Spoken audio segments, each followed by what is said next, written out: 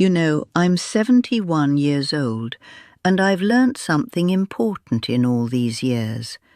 Sometimes you have to stop being nice to people who mistake your kindness for weakness. Sometimes you have to remind them exactly whose house they're standing in.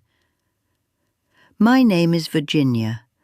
That beach house has been my sanctuary for 12 years. My husband Robert and I bought it back in 2009 as our retirement dream. We sat on that porch, watched the Atlantic roll in, and talked about all the summers we'd spend there when the work was finally done. When Robert passed 5 years ago, that house became even more precious to me. It was where his memory lived. It was where I could sit with a cup of coffee and just breathe. But somewhere along the way, my son Craig and his wife Denise decided it was their house too. It started small. One weekend they'd show up unannounced, and I'd smile and let them stay. Then they started coming more often. Then they stopped calling ahead. I never complained. Craig is my son, after all, and I thought maybe Denise would come around, would understand that respecting other people's things matters. I was naive. Last April, I decided I deserved a weekend for myself. Just me, the ocean, and some peace. I packed my car, drove down to my little beach house on Friday afternoon, and pulled into the driveway, ready to relax. The moment I opened the front door, I knew something was wrong. The place was loud, full, completely overrun. Denise's entire family was there. Her mother Barbara, her sister Tammy and Tammy's husband, their kids running up and down the stairs.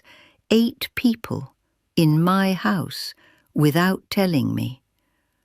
I stood in the doorway with my suitcase, trying to process what I was seeing. And that's when Denise came down the stairs in her sundress, took one look at me and said, "Why did that old Leech show up here? There's no room for you." Not, "Oh, hi, Mum, we're so sorry." Not, "We should have called."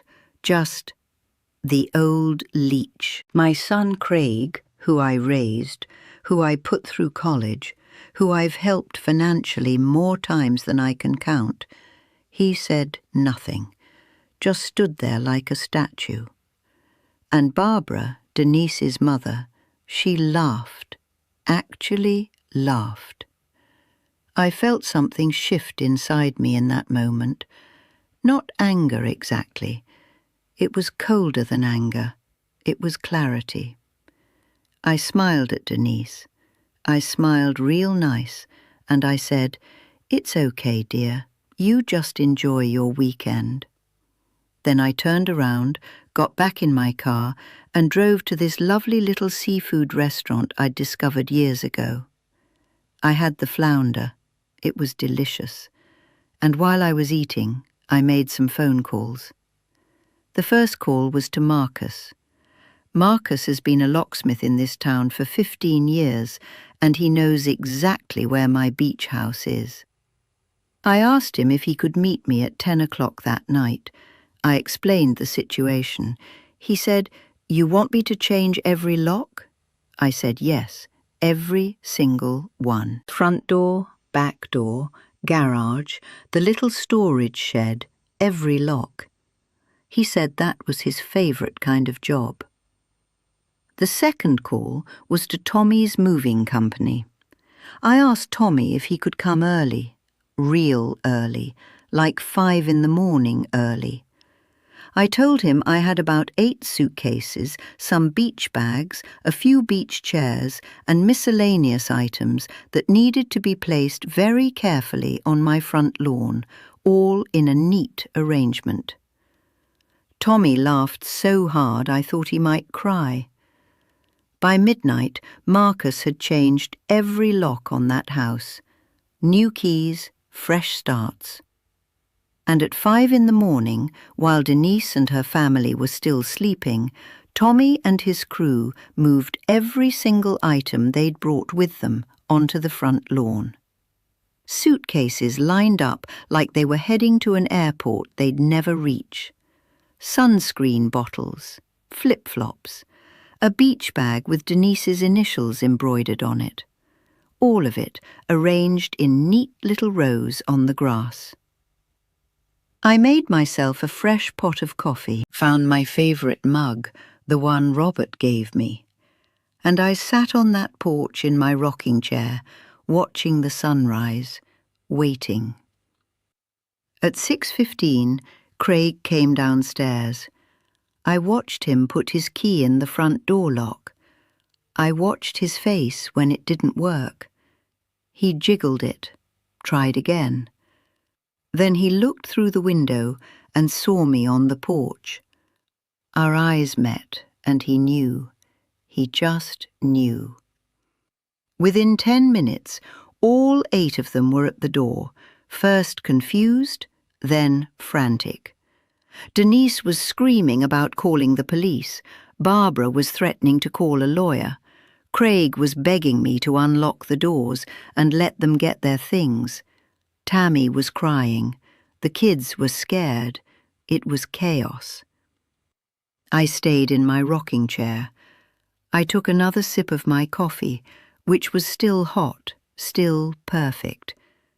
And when they finally quieted down enough to hear me, I said, "You called me a leech in my own home. My own home.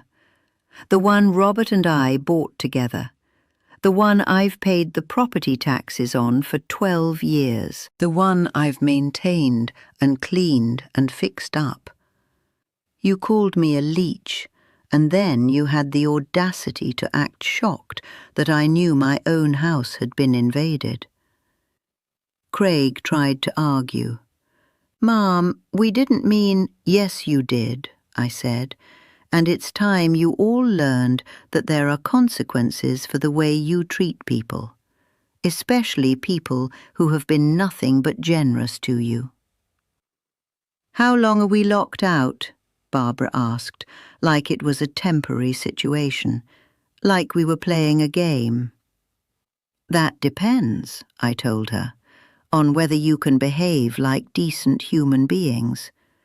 But I'll tell you this much right now. Denise, you are not welcome back in my home, ever. And Craig, you have until noon to get your things from that pile and leave my property. If your wife's family is still here by 1 o'clock, I'm calling a tow truck." They left, all of them, scrambling around the lawn like seagulls, throwing their belongings into their cars and driving off without another word. Craig was the last to go. He hugged me, whispered an apology that I accepted but didn't forgive, and drove away. 2 days later, I called a real estate agent. I told her to list the beach house. Nothing fancy, no emotional attachments in the listing, just a beautiful oceanfront property, paid in full, ready for a family who would actually appreciate it. She asked me why I was selling such a gem. I told her the truth, because the people I wanted to share it with don't deserve it. The house sold in 3 weeks to a retired couple from Boston who couldn't believe their luck. I got a Christmas card from them last year. They said they sat on the porch every single morning and toasted to the previous owner, thanking her for letting them have their dream. Apparently, she'd left a note there my first time sitting there. I did leave something behind in that house. I left it for good people. Craig calls sometimes. I answer. But it's different now. He knows exactly where the line is. Denise filed a complaint with the police about the locksmith situation. Nothing came of it. It was my house. I was entitled. And you know what I learned through all of this? Sometimes the most generous thing you can do for people is say no. Sometimes the kindest act is to show them that their behavior has a cost. Sometimes you have to be the villain in someone else's story for them to finally grow up. I'm 71 years old, and I'm done apologizing for having boundaries. I'm done letting people use me and then mock me for their own convenience. I'm 71, and I'm just getting started.